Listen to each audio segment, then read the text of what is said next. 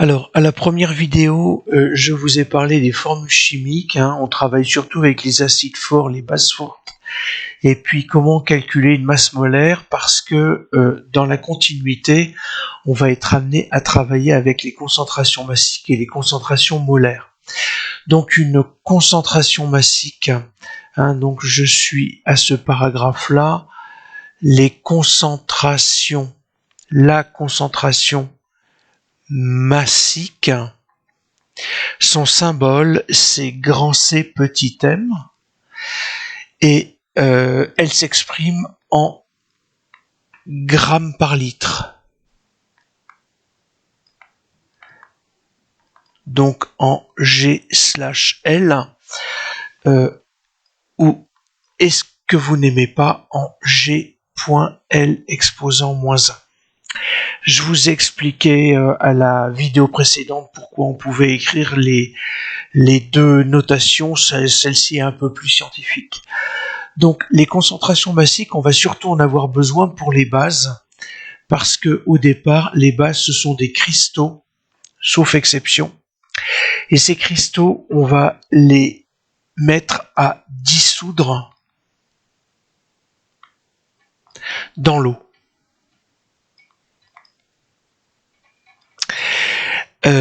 Et puis, il faut savoir quelle concentration on a. Donc, en fait, alors encore une fois, les manipulations par elles-mêmes ne m'intéressent pas.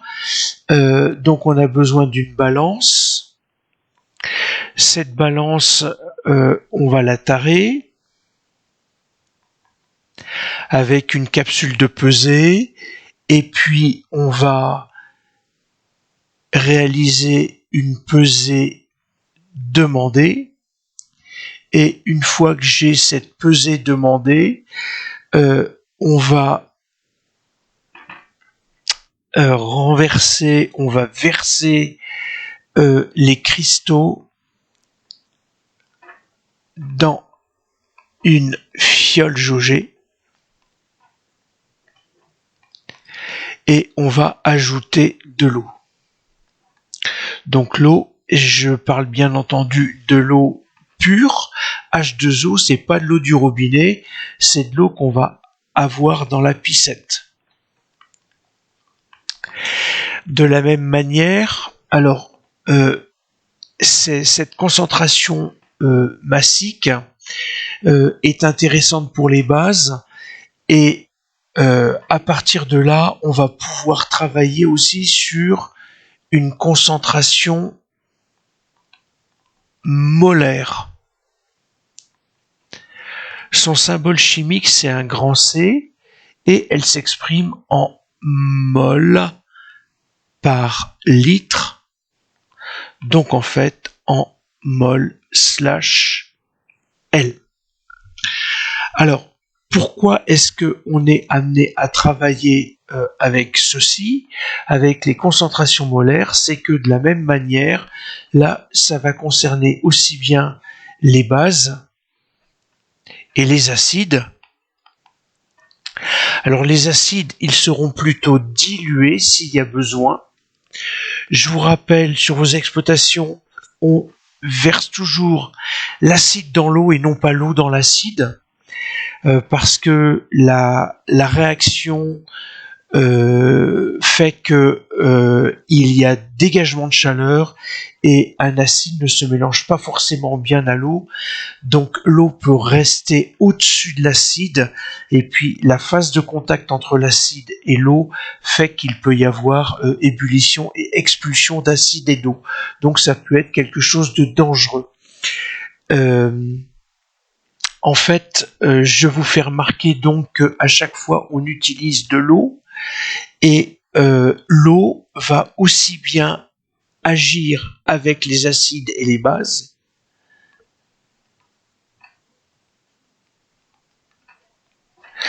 et cette eau, eh bien, on va dire que c'est un ampholyte. C'est ou une substance avec des propriétés amphotères. Ça veut dire que selon la substance avec laquelle elle va réagir, elle va se comporter soit comme un acide. L'eau mélangée à une base va se conduire comme un acide, et l'eau avec une base, et l'eau va se réagir avec un acide, donc comme une base, si elle réagit avec un acide. Alors, je vous rappelle qu'il y a d'autres molécules qui ont des propriétés amphotères.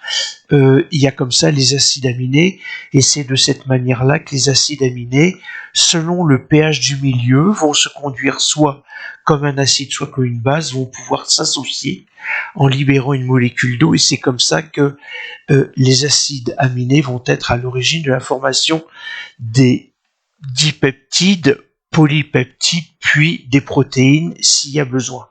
Alors, ces notions de concentration molaire vont être importantes, parce que ce sont elles qui ensuite vont nous amener à évoluer vers les notions de pH, mais cette fois-ci d'un point de vue mathématique. Alors, des relations que j'aimerais vous rappeler. Petit n, c'est le nombre de moles, on a dû vous montrer ça dans le cours, c'est le rapport d'une masse par une masse molaire. Donc ça s'exprime en mol, la masse s'exprime en grammes, et la masse molaire s'exprime en grammes par mol. Alors, de cet imbroglio, en fait, ce qu'il faut que vous compreniez, c'est que si je raisonne avec l'unité là, j'ai des grammes sur 1 qui sont divisés par des grammes par mol. Donc des grammes divisés par des mols. Et en quatrième, lorsque vous avez travaillé sur la division, la fraction de fraction, la division de deux fractions, on vous a dit que ça correspondait en fait au produit de la première fraction par l'inverse de la deuxième fraction. Donc gramme va se retrouver au dénominateur et mol va se retrouver au numérateur. Vous voyez que je peux réaliser une simplification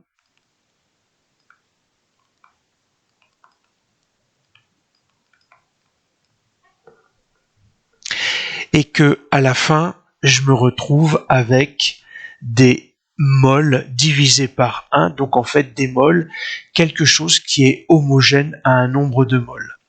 Alors ça, c'est la première relation que on va vous donner pour calculer une concentration molaire, mais au laboratoire, vous en avez une qui est beaucoup plus rapide, qui est de dire je peux diviser la concentration massique par la masse molaire. En effet, la concentration massique, c'est des grammes par litre, et la masse molaire, c'est des grammes par mol. Encore une fois, si je travaille avec mes deux groupes d'unités, j'ai bien la fraction de grammes par litre divisé par des grammes par mol. Donc exactement comme j'ai fait antérieurement, les grammes par litre, je vais les multiplier à l'inverse des grammes par mol, donc des mols par gramme, et vous voyez que je vais en fait pouvoir simplifier les grammes, et l'ensemble est homogène à des mols par litre. Donc ici, je me retrouve avec des moles par litre. Et donc, le rapport d'une concentration massique par une masse molaire, c'est homogène à une concentration molaire qui s'exprime en mol par litre. Alors, vous n'aimez pas du tout ça parce que on travaille ni plus ni moins avec des unités, mais si vous comprenez ça, eh bien en fait le TP qui va vous amener à travailler avec une masse que l'on a mesurée à la balance, que l'on met ensuite dans une fiole, on rajoute de l'eau, et puis si on dilue un acide pour l'amener à une nouvelle concentration molaire, eh bien en fait je vais pouvoir faire de la même manière une dilution, une dernière relation. Lorsque je vais travailler avec des dilutions, c'est la concentration molaire de la dilution, c'est égal au rapport du volume de la pipette multiplié par la concentration molaire de la solution mère, de la solution initiale, et qu'on va diviser par le volume de la fiole. Alors, généralement, ça, on va plutôt travailler en millilitres, d'accord ? La fiole, le volume de la fiole, si vous ne travaillez pas avec des gros volumes, ça peut être aussi des millilitres. Je vous rappelle que 1 millilitre, on va travailler en puissance de 10, c'est 1 fois 10 puissance moins 3 litres. Donc le milli, c'est le 10 puissance moins 3.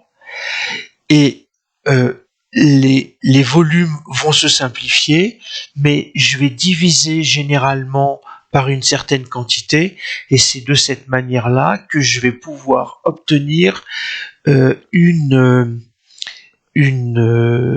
valeur de concentration, de dilution. Donc c'est grand C, c'est-à-dire que